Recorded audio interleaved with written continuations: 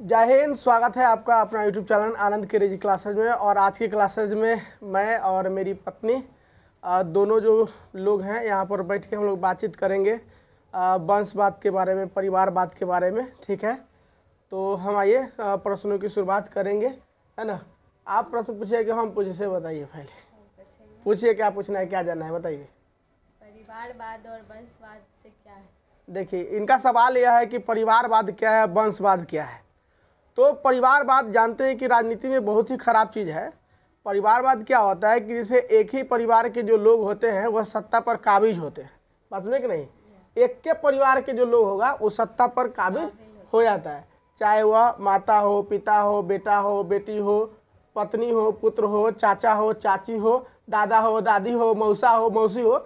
एक ही परिवार के जो चट्टा बट्टा रहेगा ना, वो कब्जा कर लिया राजनीति में, तो समझ लीजिए कि वो परिवारवाद है। और दूसरा सवाल आता है वंशवाद। तो वंशवाद में थोड़ा सा अंतर आपको ये समझ लेना होगा। परिवारवाद वंशवाद दोनों एक नहीं होता, बिल्कुल अलग अलग है। वंशवाद में क्या होता है कि एक ही वंश के जो लोग होते हैं वह सत्ता पर काबिज होते हैं, पीढ़ी दर पीढ़ी जो है वो सत्ता पर काबिज होता है। जैसे कभी बाप आया, दादा था, बाप आया, फिर बेटा आया, फिर उसका बेटा आया, फिर अच्छा बेटा आया, मतलब इस तरह से एक लड़ी लगा रहता है। बाप, दादा, परदादा, छरदादा, बेटा, पोता, लगातार एक ही वंश के जो लोग रहे, है ना, वो अपने सत्ता पर काबिज रहता है। ये होता है वंशवाद, यानी एक ही वंश से वो जुड़ा होता है।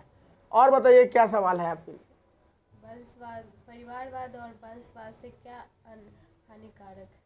देखिए, मैडम का सवाल यह है कि परिवारवाद जो है या फिर वंशवाद है, ये दोनों कितना खतरनाक है लोकतंत्र के लिए, या क्या किस तरह से यह हानिकारक है।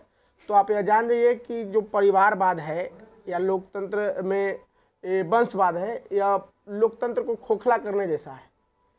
परिवार के जो लोग हैं, किसी भी पार्टी में आप चले जाइए, बीजेपी हो, आरजेडी हो, लोजपा हो, या फिर कोई भी पार्टी में आप चले जाइए, वो सब परिवारवाद से भरा हुआ है।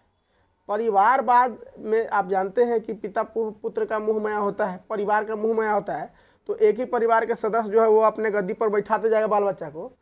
तो इस तरह से जो बौद्धिक क्षमता वाले जो लोग होते हैं, जो प्रतिभाशाली लोग जो होते हैं, जो राजनीति में आना चाहते हैं, उनको मौका नहीं मिलेगा, तो सीटें नहीं मिलेगा। अब हाल फिलहाल में अब देखिए कि उपेंद्र कुशवाहा के बेटा न चुनाव लड़ा, कहीं से कोई चुनाव नहीं लड़ा, और उसको सीधे जो है सो उसको मंत्री बना दिया, उसको बेटा को, दीपक प्रकाश। और जब उसको पूछा गया कि आपको बताइए कि आपको मंत्री बना दिया गया, तो वो कहता है कि अपना तो हम बाबू ने जाने कि हमको कहला बनाया है, बताइए। जब उनसे पूछा गया कि ये कैसे हो गया, तब वो कहा गया कि नहीं, योग्यता था, क्षमता था, इसके आधार पर बनाया गया। समझ लीजिए। तो यानी कि जो मंत्री है, विधायक है, उसके बाल बच्चा में योग्यता है, क्षमता है। अब बाकी तो हम लोग ऐसे पढ़े लिखे हुआ के लिए योग्यता क्षमता नहीं। ये लोकतंत्र को एकदम समझिए कि पतन कर देगा, विनिष्ट कर देगा वंशवाद, परिवारवाद। कितना लाखों हजारों युवा जो है, ठीक है, वह जो चाहता है कि समाज सेवा करे, राष्ट्र सेवा करे, देश सेवा करे, लेकिन उसके पास पैसे का अभाव रहता है, जिसके वजह से वह राजनीति में नहीं आता है, चुनाव में नहीं आता है, जिसका लाभ उठा करके नेता सब जो है वो गद्दी पर बैठ जाता है, उसके बाल बच्चा को भी बैठा देगा वो। समझ लीजिए, ये नुकसान है लोकतंत्र के लिए। लोकतंत्र समझिए कि यह लोकतंत्र में आंतरिक कमी हो गई। एक तरह से नाम उसका लोकतंत्र रखा गया, लेकिन यह सचमुच में वास्तव में देखा जाए तो एक तरह का राजतंत्र है, समझ लीजिए, या आप कुलीन तंत्र कह सकते हैं या राजतंत्र कह सकते हैं, जो लोकतंत्र के लिए एकदम विनाशकारी सिद्ध हो गई। और बताइए क्या सवाल जानना चाहेंगे आप? बहुत बहुत धन्यवाद इसके लिए। तो चलिए, आज का जो सवाल था वो वंशवाद, परिवारवाद पर था, और साथ ही साथ यह कितना खतरनाक था लोकतंत्र के लिए, इस पर हम चर्चा कर गए।